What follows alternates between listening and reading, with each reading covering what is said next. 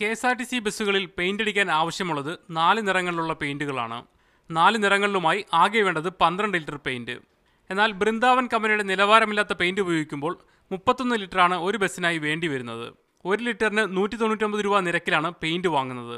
12 litre ഉപയോഗിച്ചാൽ ഒരു ബസ്സിന് 2388 രൂപ ചിലവാകുമ്പോൾ 31 ലിറ്റർ ഉപയോഗിക്കേണ്ടി വരുമ്പോൾ ചിലവാകുന്നത് 6169 രൂപയാണ്.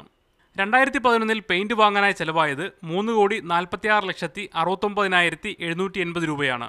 2012 3,55,33,440 2013 മെയ് വരെ 3,57,98,707 രൂപയുമാണ്.